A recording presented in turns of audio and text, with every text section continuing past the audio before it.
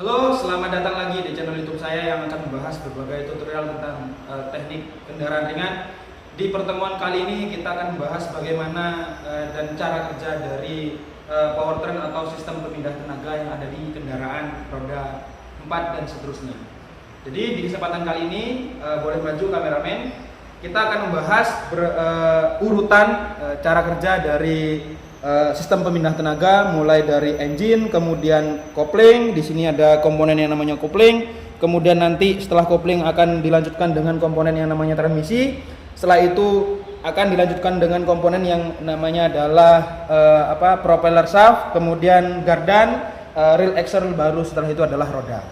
Nah, kira-kira seperti itu. Nah, untuk komponen-komponen yang sudah saya jelaskan tadi, langkah urutan dan fungsinya adalah ketika engine bekerja maka akan terhubung dengan transmisi yang putaran dan tenaganya diputus oleh komponen yang namanya kopling.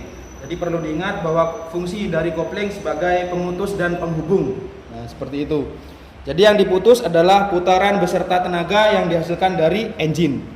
Nah, di sini ada komponen kopling, di sini ada release bearing yang kemudian asnya menjadi satu dengan kampas dari kopling yang diteruskan ke komponen transmisi. Di sini kebetulan transmisinya transmisi manual versi lama.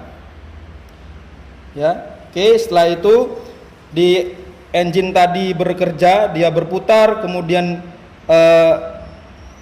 dihubungkan ke transmisi. Tapi sebelum itu terhubung atau terputusnya putaran dan tenaga tadi ditentukan oleh komponen kopling.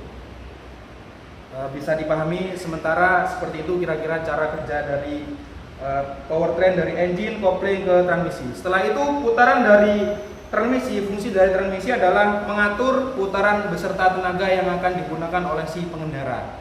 Jadi tenaga beserta putarannya akan diatur oleh komponen yang namanya transmisi. Setelah diatur, dia akan dilanjutkan nantinya ke roda, ya, ke gardan dulu, kemudian ke roda, tapi melewati poros atau shaft yang kecil ini, ya, yang lurus. Kalau di kendaraan yang panjang, namanya tadi adalah propeller shaft. Nah, seperti itu kira-kira. Dan dilengkapi dengan universal joint. Mohon maaf, lidahnya agak belibet karena sudah lama tidak makan roti sama kacang. Jadi setelah diteruskan dari transmisi maka akan melewati yang namanya komponen propeller shaft, yang di keduanya dilengkapi dengan universal joint, kemudian dilanjutkan dengan masuknya si putaran dan tenaga tadi ke dalam diferensial atau gardan. Nah, fungsi diferensial atau gardan adalah mengubah putaran yang awalnya putaran vertikal menjadi horizontal. Kemudian setelah dari gardan tadi diubah kemudian akan lanjut ke sini, kameramen.